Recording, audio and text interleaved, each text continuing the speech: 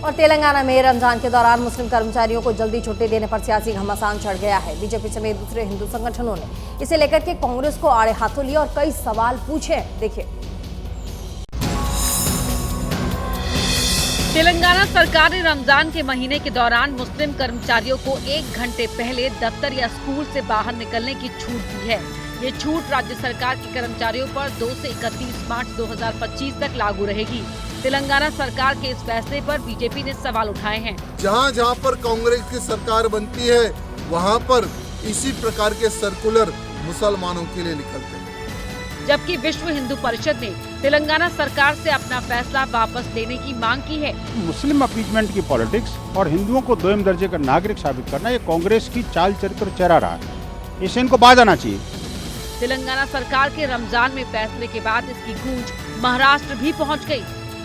Samajwadi party के विधायक अबू आजमी ने सीएम देवेंद्र फडणवीस से अलग ही मांग कर डाली।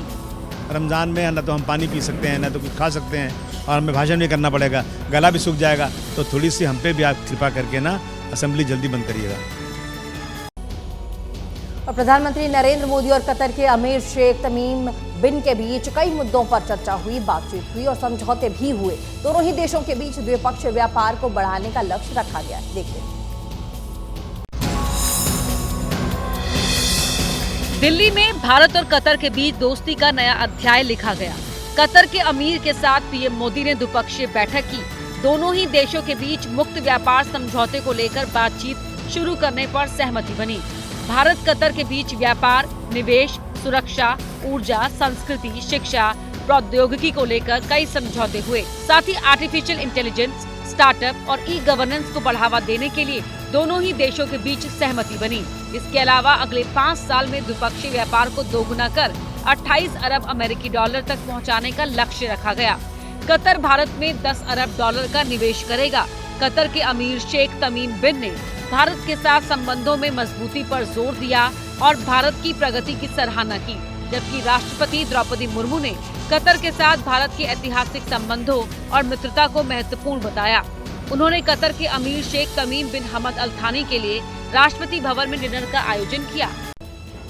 और जैसे जैसे महाकुंभ खत्म होने की घड़ी नजदीक आ रही है, वैसे ही वैसे प्रयागराज में श्रद्धालुओं के पहुंचने का सिलसिला और बढ़ता जा रहा है। प्रयागराज रेलवे स्टेशन पर भीड़ को काबू करने के लिए 1 वे प्लान भी तैयार किया गया। क्या है प्लान, देखिए।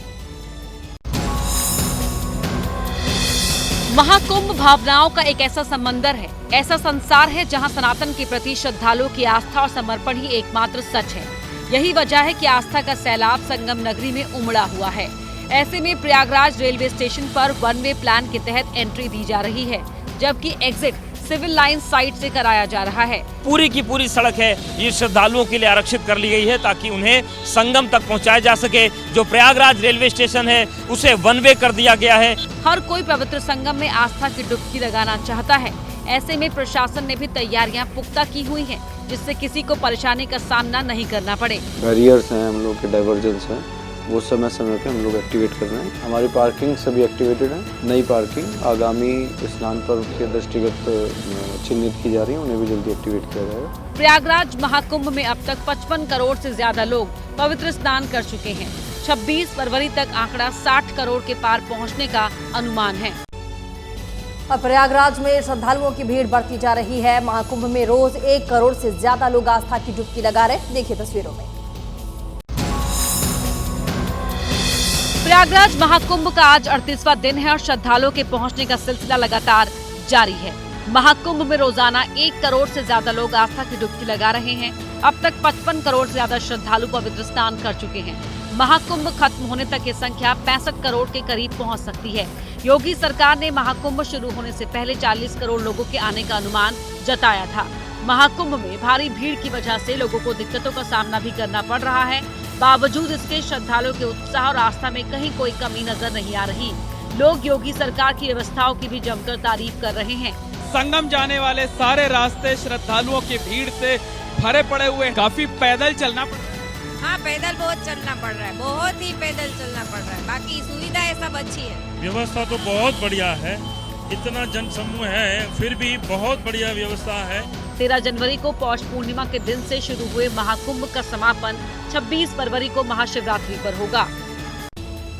और केरल के मल्लपुरम में फुटबॉल मैच से ठीक पहले बड़ा हादसा हो गया। यहां पर आतिशबाजी के दौरान 30 से ज्यादा लोग घायल हो गए। देखिए क्या कुछ हुआ है।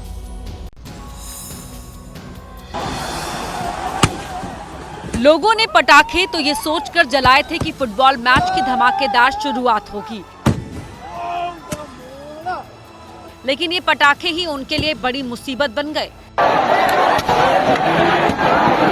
दरअसल केरल के मलप्पुरम में दो टीमों के बीच फुटबॉल का मैच होना था। मैच की धमाकेदार शुरुआत करने के लिए मैदान पर पटाखे लाए गए और जब उसमें आग लगाई गई तो वो फैल गई और पटाखे भीड़ में आकर गिरने लगे। इस दौरान वहां अफरा तफरी का माहौल बन गया और लोग इधर उधर भागने लगे।